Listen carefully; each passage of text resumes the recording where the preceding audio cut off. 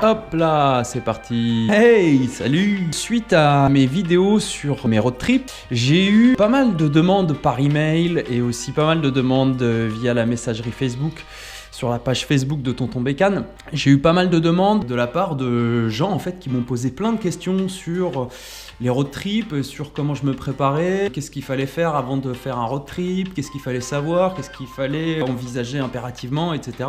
Donc voilà une petite vidéo sur la préparation des road trips. Tout d'abord, sachez une chose, c'est que sur chaque road trip que je fais en vidéo, j'accompagne la vidéo d'un article le plus complet possible où dedans je mets pas mal de photos, je raconte un petit peu ce que j'ai vu, ce que j'ai pu vivre, j'essaye de vous parler du budget. Tous ces articles-là, vous pouvez les retrouver sur le site tontonbécane.com dans la rubrique road trip et balade. Et en général, dans la description de la vidéo du road trip, je vous mets le lien de l'article en question. Alors, me concernant, sachez que je suis excessivement strict quant à la préparation d'un road trip, à savoir, je n'en ai aucune. Et c'est à moitié une blague.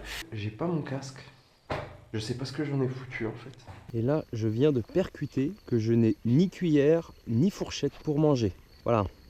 Évidemment, ça veut pas dire que je sors de mon lit, je saute sur ma moto et je pars quelque part sans savoir. Quand je pars en road trip, j'essaye en fait d'appliquer une base de bon sens. Par exemple, prends ta carte bancaire avec toi, ça peut toujours servir, on ne sait jamais, hein, dans le doute.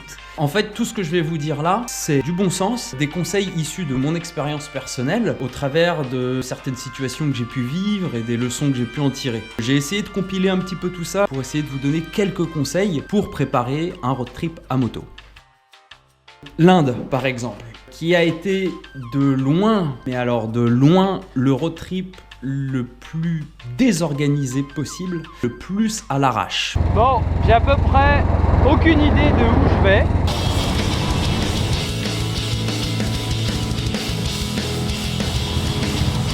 Pour vous dire à quel point il n'y a pas eu de préparation, c'est que en 24 heures, montre en main, j'avais trouvé un loueur, j'avais loué la moto et j'étais parti.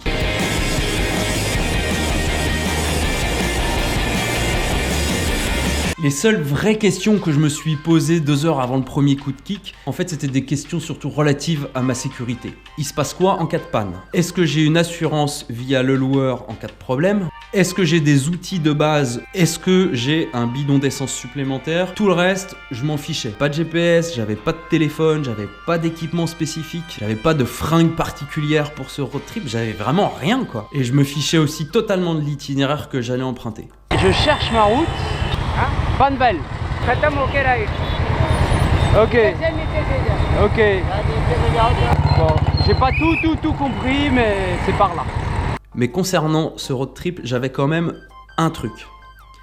J'avais aucune attente. Je voulais juste rouler et voir ce qui allait se passer. En gros, de découvrir le pays tel qu'il allait se présenter à moi. Ensuite, concernant le road trip dans les Alpes, ça a été un road trip qui s'est fait un petit peu à l'arrache, mais que j'ai quand même préparé un minimum avant de partir. J'ai vu que les Alpes n'étaient pas du tout sur ma route. Quand je me suis rendu compte de ça, je me suis dit, je vais prendre par les Alpes. J'ai étudié l'itinéraire avant de partir, parce que je sais que je vais dans les Alpes, et les Alpes, c'est une zone qui est mythique pour faire de la moto. J'ai 10 jours de road trip, et j'ai pas envie de passer à côté de quelque chose d'exceptionnel.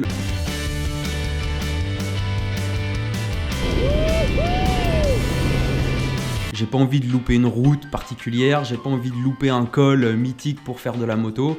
Donc là, je me suis un peu penché sur l'itinéraire pour en gros optimiser mes 10 jours de roulage. Et puis je sais que sur ce road trip là, j'y vais pour envoyer du virage.